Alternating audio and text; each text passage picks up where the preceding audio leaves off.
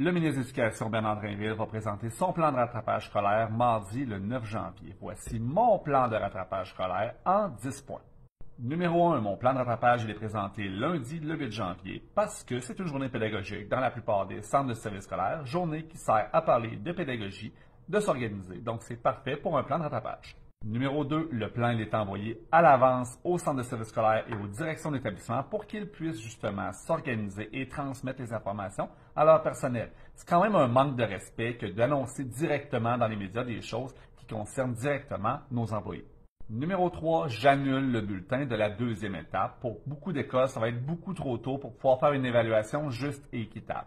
Donc, il y aura un bulletin possible à la mi-mars, par exemple. Ce bulletin-là pourra être un bulletin de commentaires ou encore un bulletin chiffré qui n'aura pas de pondération. Ce seront des notes en continu qui pourront continuer de s'améliorer jusqu'à la fin de l'année scolaire.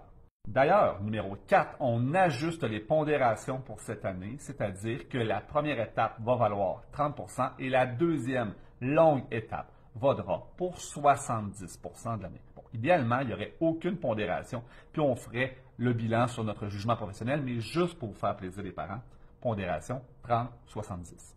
Numéro 5, on décale les évaluations de fin d'année pour maximiser le temps d'apprentissage. Les examens qui auraient lieu à la mi-mai, à la fin mai, à la mi-juin, un 12 juin, un examen de maths, ça fait perdre des semaines d'apprentissage. On va décaler de 1 à 2 semaines certaines évaluations pour donner le plus de temps possible pour les apprentissages, pour les élèves. Ça va couper un petit peu les activités de fin d'année, mais comme ça, on va se rentabiliser. Numéro 6, on va se concentrer sur les savoirs essentiels qui avaient été ciblés lors de la pandémie. Ça ne veut pas dire que les autres savoirs n'ont pas à être enseignés. C'est simplement que dans les examens ministériels de fin d'année, il n'y aura que des savoirs essentiels, par exemple en mathématiques, en sciences ou en histoire. La plupart des élèves pourront voir tous les contenus, mais on ne veut pas que des élèves voient des contenus en accéléré. On veut des apprentissages en profondeur et c'est pourquoi on met l'emphase sur les contenus essentiels.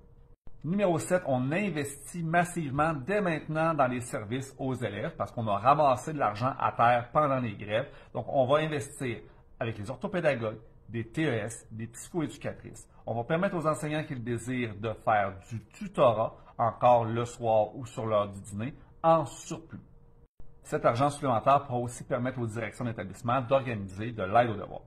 Numéro 8, très important, j'ai décidé de ne pas toucher aux journées pédagogiques ou à la relâche. Pourquoi? Parce que c'est des journées de concertation, planification pour le personnel scolaire qui en a déjà là. On ne va pas leur acheter du travail en supplémentaire. Et les élèves ont besoin de ce temps-là pour se reposer un peu.